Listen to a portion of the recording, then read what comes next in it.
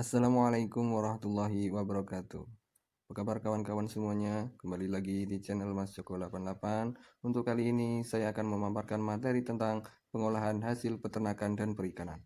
Yang peta konsep materinya adalah pengolahan hasil peternakan dan perikanan menjadi makanan siap saji. Yang kedua, pengolahan hasil peternakan dan perikanan menjadi makanan setengah jadi. Mari kita simak video-video penjelasannya. Pembahasan yang pertama atau yang A adalah pengolahan hasil peternakan dan perikanan menjadi makanan siap saji. Apa itu? Makanan siap saji adalah makanan yang penyajiannya cukup cepat dalam pembuatannya. Contohnya daging sapi sebagai bahan diproses menjadi makanan daging merah khas Aceh. Selanjutnya adalah jenis bahan pangan hasil perikanan. Ikan berdasarkan tempatnya dibagi menjadi 3. Yang pertama yaitu ikan air tawar. Ikan perairan air tawar adalah ikan yang seluruh hidupnya di air tawar, seperti sungai dan danau. Contoh-contoh dari ikan air tawar adalah ikan lele, ikan emas, ikan bawal, ikan mujair, ikan patin, ikan gurame, ikan nilam, ikan sepat, ikan betok, dan ikan gabus. Kalian bisa lihat dari gambar di samping tersebut.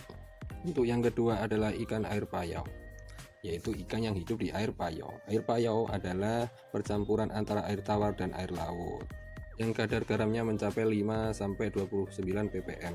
Contoh-contoh ikan air payau adalah ikan bandeng dan ikan kakap. Untuk yang ketiga adalah ikan perairan laut. Ikan perairan laut adalah ikan yang hidup di laut. Sanitasinya atau kadar garamnya sekitar di atas 30 ppm. Berikut adalah sebagian ikan-ikan yang hidup di air laut.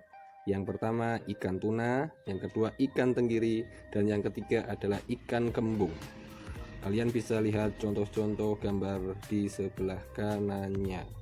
Untuk hasil olahannya, ikan lele bisa dibuat abon lele, juga bisa dibuat keripik kulit lele, juga bisa dibuat diasapkan jadi lele asap. Untuk ikan emas bisa dibuat pepes ikan emas, pesmol ikan emas. Untuk ikan bawal, bawal asam manis, bawal bakar. Untuk ikan bandeng, bandeng presto. Untuk ikan tuna, filet tuna. Untuk berikutnya adalah tentang udang. Jenis-jenis udang ada udang jerbung, udang flower, udang windu, udang cokong atau galah, udang dogol, udang kucing, udang barong, udang rebon. Untuk hasil olahannya biasa dilihat di gambar tersebut. Selanjutnya adalah cumi. Cumi adalah produk yang ekonomis, mempunyai protein tinggi dan rendah lemak. Jenis cumi-cumi yang pertama adalah cumi sotong, cumi belaku utak, cumi karang atau cumi kadut. Untuk hasil olahannya bisa dilihat di gambar tersebut. Untuk berikutnya adalah daging. Jenis-jenis daging: daging ayam kampung, daging ayam broiler, daging sapi, daging kerbau, daging kambing, daging ayam diolah seperti di gambar berikut. Selanjutnya adalah daging sapi diolah menjadi sate. Selanjutnya adalah jenis-jenis telur: telur ayam kampung, telur ayam broiler, dan telur itik, telur puyuh. Telur ayam kampung bisa dibuat menjadi pindang telur. Dua manfaat ikan udang, cumi-cumi, rumput laut, daging, telur, dan susu. Manfaat ikan yang pertama adalah membantu pertumbuhan otak dan tulang. Yang kedua, mencegah penyakit jantung. Yang ketiga, membuat fungsi otak meningkat. Yang keempat, menjaga kesehatan dan kecantikan kulit. Yang kelima, mengatasi depresi. Yang keenam, mengurangi risiko Alzheimer. Yang selanjutnya atau yang terakhir, menurunkan risiko kanker. Yang B adalah manfaat dari udang. Yang pertama, manfaat dari udang adalah protein membentuk sel tubuh. Yang kedua, membantu produksi hormon tiroid. Yang ketiga, menjaga kesehatan tulang dan gigi. Dan yang keempat adalah menyehatkan jantung. Manfaat cumi-cumi. Cumi-cumi untuk mengoptimalkan sel darah putih. Juga dapat dimanfaatkan untuk pengobatan tumor. Kandungan tembaga baik untuk proses pembuatan sel darah merah. Omega 3 dapat menurunkan kolesterol. Kandungan kolesterol dapat menyehatkan sistem pencernaan. Untuk selanjutnya adalah manfaat dari rumput laut, yaitu mengandung vitamin K, kalsium, zat besi, serat alami, dan asam lemak omega 3. Dapat mencegah gejala kanker serta dapat merawat kecantikan kulit. Rumput laut mengandung serat alami yang baik untuk mengontrol berat badan.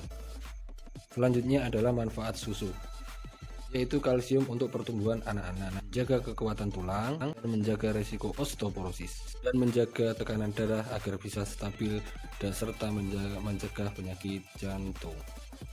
Kandungan zodium, seng, dan letisinya dapat meningkatkan efisiensi kerja otak besar. Besi, tembaga, dan vitamin A menjaga kulit agar tetap bersinar. Kandungan tirosin dapat mendorong hormon kegembiraan dan membuat tidur lebih nyenyak. Vitamin B2 dapat meningkatkan ketajaman penglihatan, juga dapat menetralisir racun.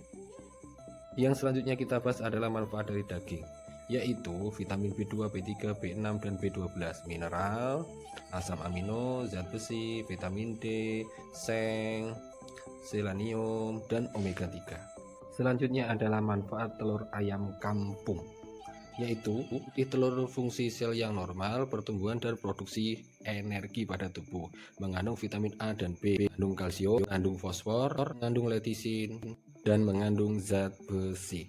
Selanjutnya adalah manfaat telur ayam broiler, yaitu kandungan nutrisinya sama seperti ayam kampung. Selanjutnya adalah manfaat dari telur itik.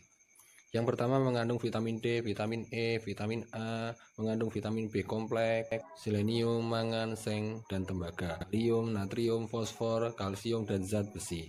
Selanjutnya adalah manfaat telur puyuh, yaitu protein, vitamin A, B2, zat besi, dan potasium, kaya dengan HDL atau kolesterol yang baik. Juga dapat mengatasi gejala alergi. Mungkin cukup sampai di sini saja penjelasan tentang pengolahan hasil peternakan dan perikanan. Dan di ujung video ini saya akan memberikan 5 contoh soal-soal untuk materi ini. Jangan lupa tetap ikuti video-video selanjutnya, karena selanjutnya saya akan membahas tentang metode pengolahan hasil peternakan dan perikanan. Akhirul kalam, wassalamualaikum warahmatullahi wabarakatuh.